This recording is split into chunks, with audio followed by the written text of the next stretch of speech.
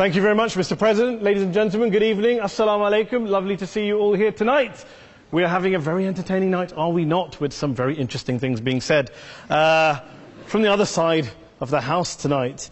Let me begin by saying, as a Muslim, as a representative of Islam, I would consider myself an ambassador for Islam, a believer in Islam, a follower of Islam and its Prophet.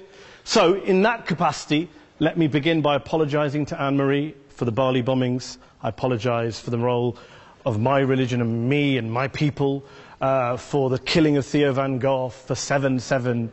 Yes, that was all of us. That was Islam, that was Muslims, that was the Quran.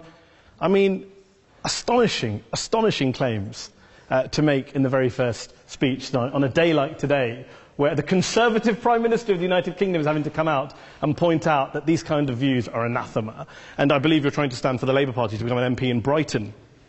If you do, and you make these comments, I'm guessing you'll have the whip withdrawn from you, but then again, UKIP's on the rise, they'll take you, the BNP, they might have something to say about your views. This is what Mehdi Hasan always does. By the way, just on a factual point, since we heard a lot about the second speaker, about how backward we Muslims all are, on a factual point, you said that Islam was born in Saudi Arabia. Islam was born in 610 AD. Saudi Arabia was born in 1932 AD. So you were only 1,322 years off. Not bad? Not bad start there.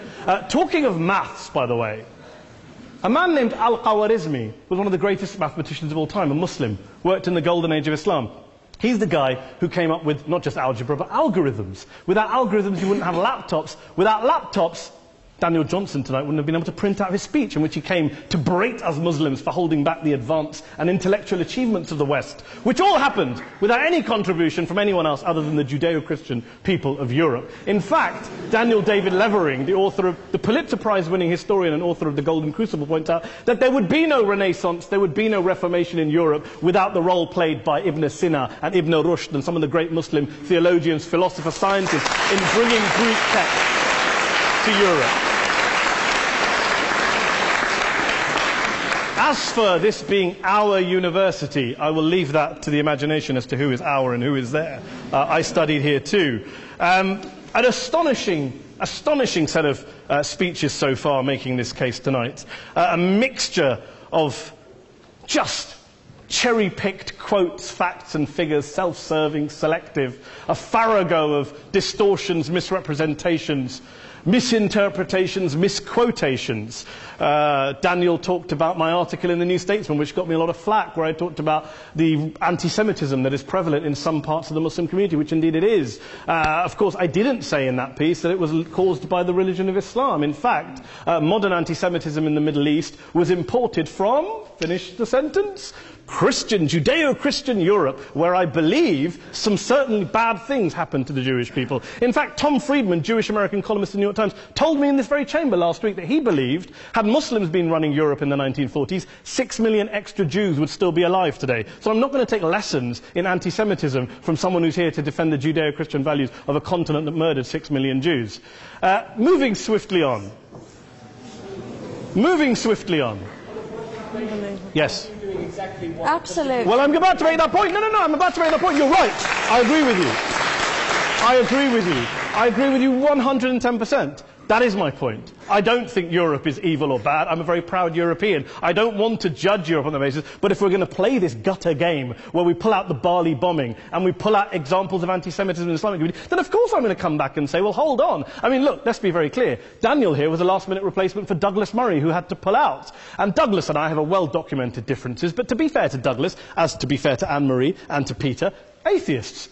Atheists see all religions as evil, violent, threatening. What the problem I have with Daniel's speech is that Daniel comes here to run this robust defense of Christianity, forgetting that his fellow Christians, people who said they were acting in the name of Jesus, gave us the Crusades, the Spanish Inquisition, the anti-Jewish pogroms, European colonialism in Africa and Asia, the Lord's Resistance Army in Uganda, not to mention countless arson and bomb attacks on abortion clinics in the United States of America to this very day. I would like a little bit of humility from Daniel first before he begins lecturing other communities and other faiths on violence, terror and intolerance. But, no thank you. Some water.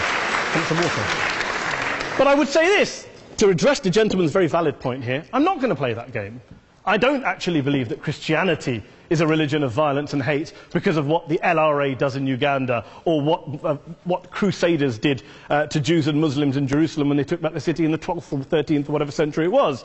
I believe that Christianity, like Islam, like pretty much every mainstream religion, is based on love and compassion and faith. I do follow a religion in which 113 out of the 114 chapters of the Quran begins by introducing the God of Islam as a God of mercy and compassion. I would not have it any other way. I don't follow a religion which introduces my God to me as a God of war, as some kind of Greek God of wrath, as a God of hate and injustice. Not at all. As Adam pointed out, you go through the Quran and you see the mercy and the love and the justice. And yes, you have verses that refer to warfare and violence. Of course it does. This is not a motion about pacifism. I'm not here to argue that Islam is a pacifistic faith. It is not. Islam allows military action, violence in certain limited contexts. And yes, a minority of Muslims do take it out of that context. But is it religious? We talked about Woolwich. Daniel and Anne-Marie have suggested that it's definitely religion that's behind all of this. Well, actually, what I find so amusing tonight is we're having a debate about Islam. And the opposition tonight have come forward. We have a graduate in law, a graduate in modern history, a graduate in chemistry. And, you know, I admire all of their intellects and their abilities, but we don't have anyone who's actually an expert on Islam, a scholar of Islam, a historian of Islam, a speaker of Arabic, even a terrorism expert or a security expert or a pollster, let alone to talk about what Muslims believe or think. Instead, we have people coming here, putting forward these views, putting forward these sweeping opinions. Listen to Professor Robert Pape of the University of Chicago, one of America's leading terrorism experts, who, unlike our esteemed opposition tonight, studied every single case of suicide terrorism between 1980 and 2005, 315 cases in total. And he concluded, and I quote, "There is little connection between suicide terrorism and Islamic fundamentalism or any of the world's religions. Rather, what nearly all suicide terrorist attacks have in common is a specific secular and strategic goal to compel modern democracies to withdraw military forces from territory that the terrorists consider to be their homeland."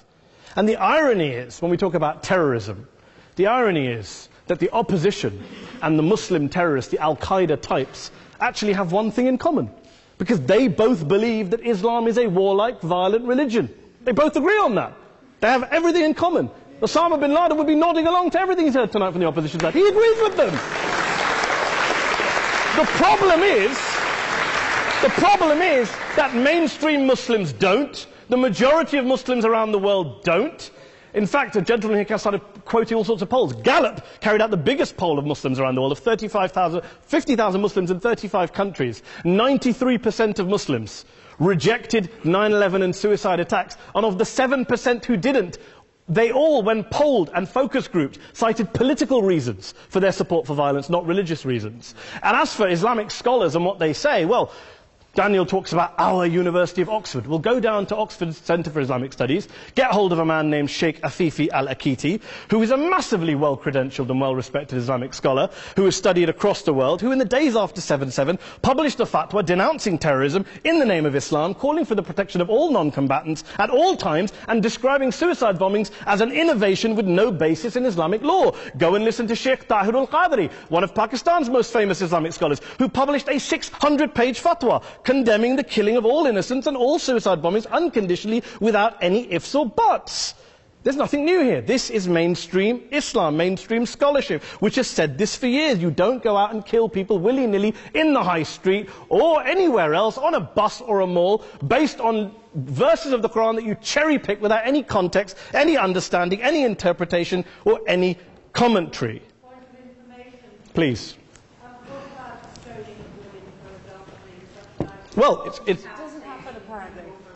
I didn't say it doesn't happen at all. I never said it didn't happen. I don't blame Islam. Yes, it's a very good point. And a lot of us are campaigning against that. And we're campaigning against it in the name of Islam. We're campaigning against it in the name of various interpretations of Islam. Anne-Marie comes and scares us with her talk of Sharia law. I would like to see the book of Sharia law. It doesn't exist. People argue over what Sharia law is. And you empower the extremists by saying there is only one version. You empower them all. I don't believe you took any interruptions, Anne-Marie, so I think you should stay there for a moment.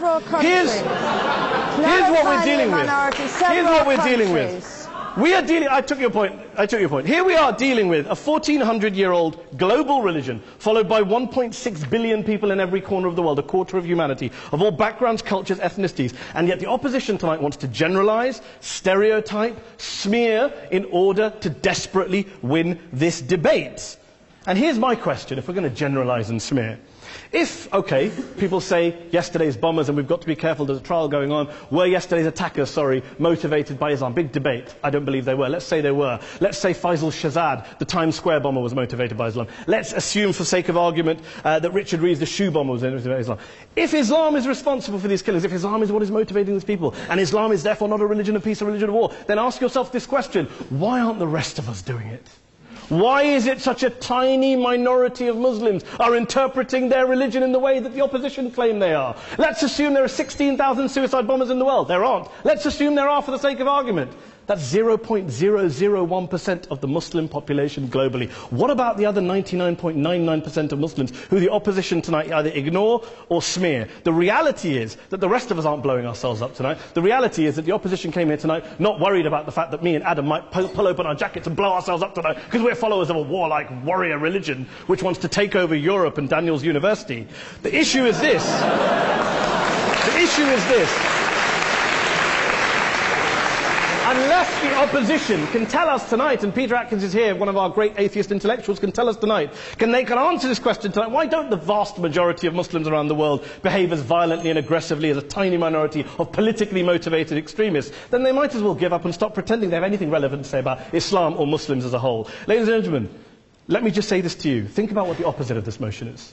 If you vote no tonight, think about what you're saying the opposite of this motion is. That Islam isn't a religion of peace, it's a religion of war, of violence, of terror, of aggression. That the people who follow Islam, me, my wife, my retired parents, my 6-year-old child, that 1.8 million of your fellow British residents and citizens, that 1.6 billion people across the world, your fellow human beings, are all followers, promoters, believers in a religion of violence. Do you really think that? Do you really believe that to be the case? They say that in the Oxford Union, the most famous debate was in 1933, when Adolf Hitler looked out for the result of the King and Country motion, where they voted against fighting for King and Country, and Hitler was listening out for the result. Well, tonight, 80 years on, there are two groups of people around the world who I would argue are waiting for the result of tonight's vote. There are the millions of peaceful, non-violent, law-abiding Muslims both in the UK, Europe, Asia, Africa and beyond, who see Islam as the source of their identity, as a source of spiritual fulfillment, of hope, of solace.